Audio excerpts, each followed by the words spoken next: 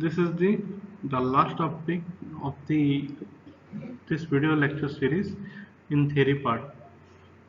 So this is nothing but the model 3 unit 2, the SMPS, switch mode power supply. Okay. First we'll have a brief introduction about what do you mean by SMPS. It is based on a DC chopper with a rectified and possibly transformed output. The output voltage is controlled by varying the mark-space ratio of the chopper. This may be achieved by means of pulse width control of frequency variation with a constant pulse width, the former being the more common.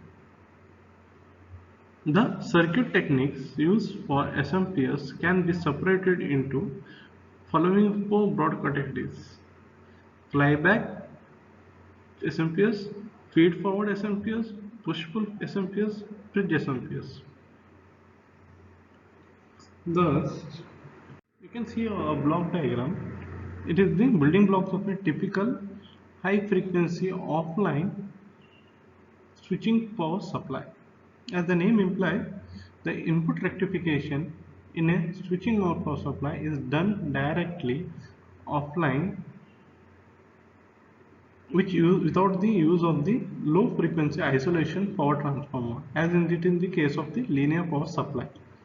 The AC line is directly rectified and filtered to produce your raw high voltage DC, which in turn is fed to a switching element. So due to the passing of this RFI filter and input rectifier with the filter, so high frequency or a high voltage DC would be turned into a switching element here. So thus switch is operating at a high frequency of 20 kHz to 1 MHz, chopping the DC voltage into high frequency square wave. Then this square wave is fed into the power isolation transformer, stepped down to the predetermined value, and then rectified and filtered to produce the required DC output. This is what the process is done here. So in the switching element, whatever the extra protection circuit has been provided. Here the overcurrent protection circuit has been provided, and here over voltage protection circuit has been provided, because here we mainly classify into the voltage factor, here we mainly classify into the current. As a portion of this output is monitored and compared against the fixed reference value. So we have taken it as a feedback, and the error signal is used to control the on and off the switch. On and off of the switch. It is dissipating very little energy, resulting in a very high overall power efficiency of about 70 to 80%. Another disadvantage is the power transformer size, which can be quite small due to the high operating frequency. Hence, combination of high frequency, that is no large heatsink consideration there, and relatively small magnetics result in the compact, lightweight power supplies with a power densities up to 30 watt per inch cube versus the 0.5 watt per inch cube for linear style. So usually when we see it in the terms of the computers and all, we usually have a fan with it provided with the extra circuits. So what it is doing basically, it is just having a voltage, DC voltage, and it is rectifying, that is, it is doing whatever the voltage required by the different part. For example, CD drives, then for example the CD writers or USB drives, the processor. It is dividing, giving in the form of switching mode. How much it is required, that much it is going to divide, and or we say it as a clock, and we give it provided with the things. We'll look into the different type of SMPS. First one is the isolated flyback converters. Although there are numerous converter circuits, basically all of them are related to three classical circuits known as the flyback or buck-push, the forward or buck, and the push-pull or a buck-derived converter.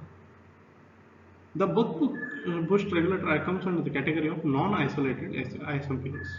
In this non-isolated regulator, the isolation between the load and the power source is provided only by the power semiconductor devices. Therefore, if this device is failed, then the load will directly connect it across the source and may damage it completely. In isolated converters, the ferrite core high frequency transformer is used for electrical isolation between the load and the source. Another advantage of using a transformer is the possibility to get the multiple outputs. As I said, that we will be using it in the same category in the switch in the computers. First one, the discontinuous mode. That is in the flyback converter. The circuit operates as follows. When the transistor Q is on, we'll look at the circuit and we'll see. Okay, this is the mode 1.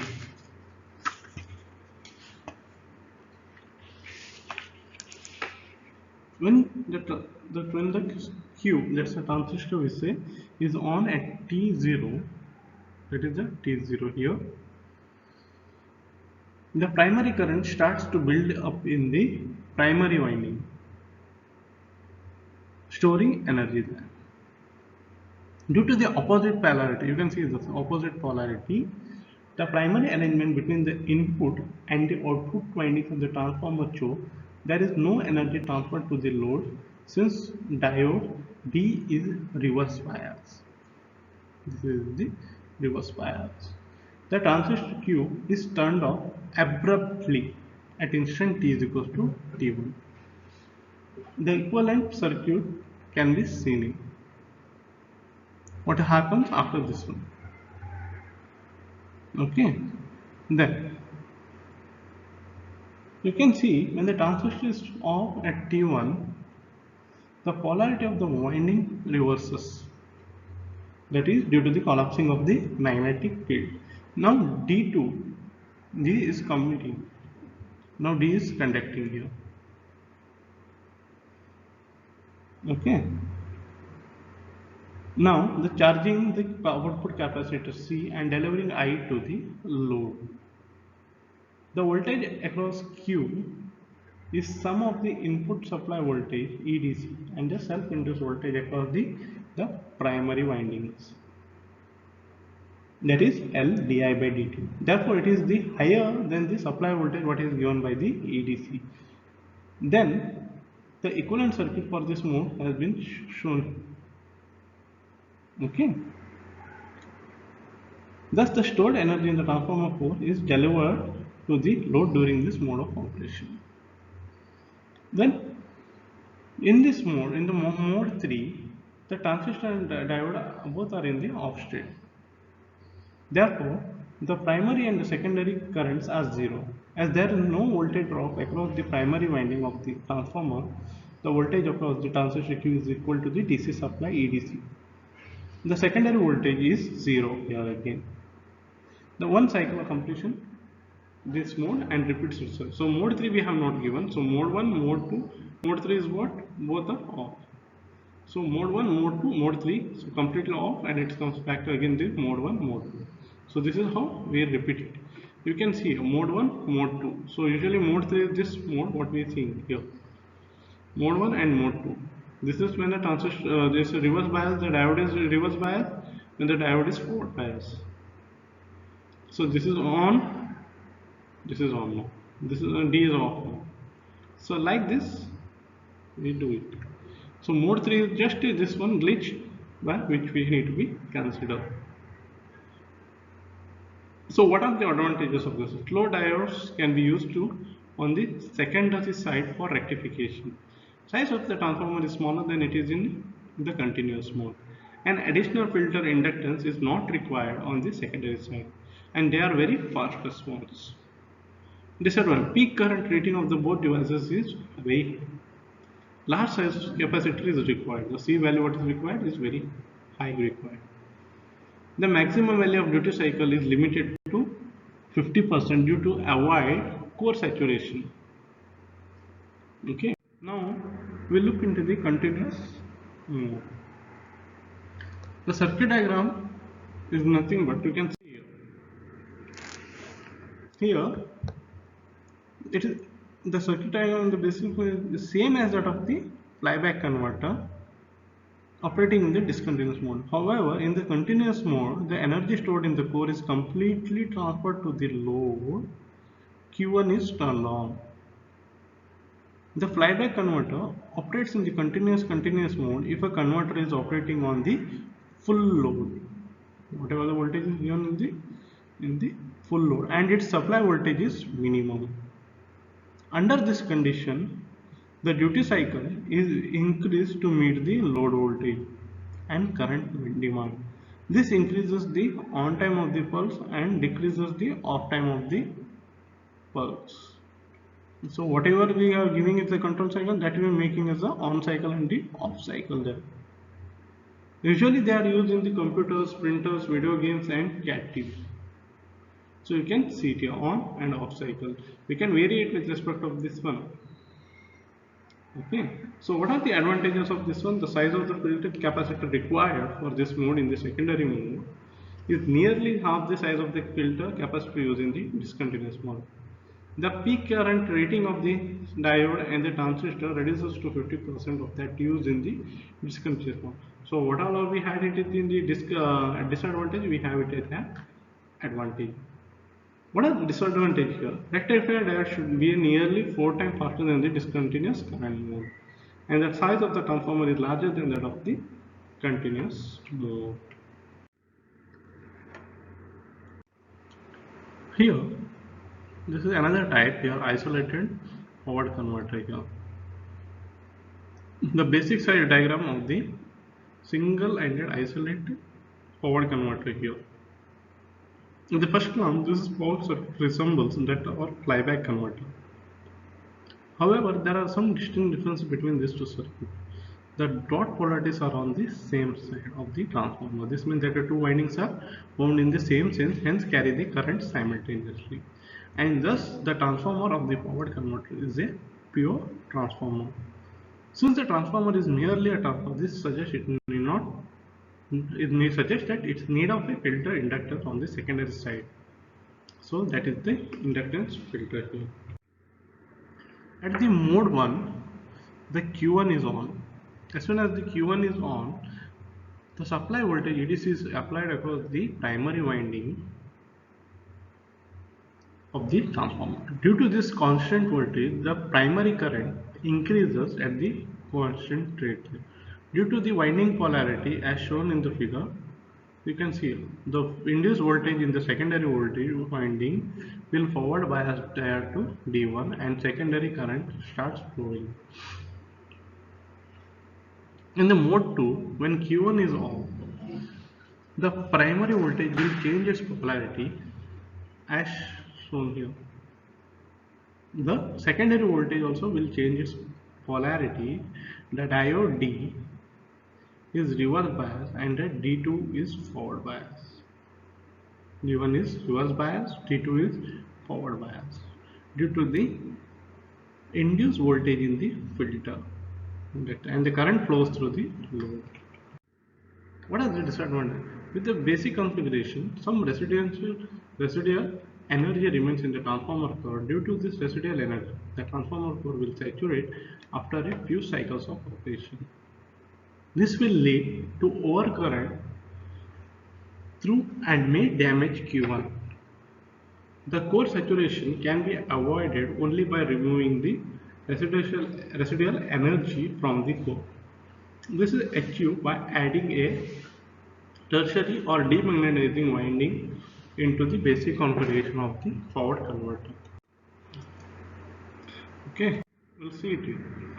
Now, the same what we have considering the disadvantage, we have considering here. The forward current converted with the forward converter with the tertiary winding. Here we see the circuit here. The operation of the circuit is same as the basic forward converter except for the operation of demagnetizing winding. Such converters are usually used in the computers, word processors, and televisions. So what is the operation of tertiary winding? When the transistor Q is turned on, due to the winding polarity, DM will is reverse bias, does not conduct here. However, Q is turned off, the DM is forward bias and the current flows to the tertiary winding. The residual energy in the transformer core is returned back to the DC source via DM and the tertiary winding. So it flows like this way. This is how tertiary winding helps to demagnetize the core and avoids the core saturation.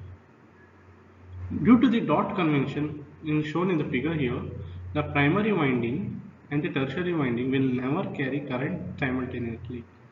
The dark areas shown in the figure will see that they show the magnetizing the demagnetizing current given as I mag is equals to T on into EDC divided by L, where L is the output inductance in microhenries. You can see here these are the demagnetizing currents here. What are this? It needs only one power transistor as a switching element. That's the advantage. Simple driver circuits are required as the compared to power converters. Disadvantage: voltage rating of the power switch is twice the supply voltage EDC. Size of the transformer is large. If multiple outputs are used, then it gives regulation problems at light loads. Costlier compared to the flyback converters. Now another model, let's say 2 transistor power converters. Here in the mode 1, you can see it in the circuit what is happening here. So why we are using this reason is that this configuration reduces the voltage rating of the transistor to EDC max instead of 2 EDC. That is the single element configuration. The circuit how it operates we'll see. The mode 1, mode 2 and mode 3. Mode 1 is equal to what is that Q, Q1, Q2 and D3 on. At a T is equals to 0, the transistor Q1 and Q2 are turned on simultaneously. The supply voltage EDC is connected to the primary windings. The primary current starts increasing linearly from I minimum, that is from I minimum to I max plus IMG. Okay, this is the where IMG is nothing but this is IMG, IMX. IMG is the magnetizing component shown by shaded area here. You can see it here in the primary current waveform. This is have been given separately, but it is this one. Due to the specific winding direction, the induced voltage is in the tertiary winding. This is the tertiary winding. What we are using extent will be reverse bias DM. So primary, secondary, tertiary. Okay, and this is first for the primary and secondary. So this is the tertiary will cause us a DM, and induced voltage in the secondary winding will forward bias the rectifying diode DM. The secondary will never deliver power to the inductance L and capacitor C and the load. In the mode 2, Q1, Q2 off and D4 and DM are on. At T is equals to T1, both the transistor Q1 and Q2 are turned off simultaneously. Due to the sudden interruption of the primary current, the induced voltage across the primary winding will change its polarity. This voltage will forward bias the diode D1 and D2. D1 and D2. And they will clamp the primary voltage to the EDC volt. The induced voltage across the secondary and tertiary will also change their polarity. This will forward bias diode DM and reverse bias D3. The demagnetizing current starts flowing through the diode tertiary winding and DM. You can see it here. How it is, the current is flowing here. Due to the induced voltage across the filter inductance L, the diode D4 is forward biased and the load current is maintained by the inductor L and C. This is for V4. Okay. And what is this mode 3? At t is equals to T2, the demagnetizing current reduces to 0, so the diode DM is turned on. And all the other devices except D4 are in the off state. However, D4 continues to conduct and the load current is maintained. The supply voltage EDC gets divided equally across the non-conducting transistors Q1 and Q2. Hence, voltage across them during mode 3 is EDC by 2, as shown there. Okay, wherever you go, the output is the EDC by 2. They are usually used in the EPABX system, that is usually used in the computer drives there. What are its advantages? Low transistor voltage rating compared to single-ended circuit. High efficiency and reliability. Low output ripple and noise. Large input transient capability. What are the disadvantages? Requires two isolated driver circuits. Poor transformer utilization compared to the half bridge and the push-pull configuration. Higher cost compared to the flyback circuit. Regulation problems at the light loads for multiple. Okay, so this what are the reference? The materials have been taken from the reference of MD Singh and KP Kanchandani, the power electronics textbook, which is prescribed by the VTU. The other two are the additional references. Thank you.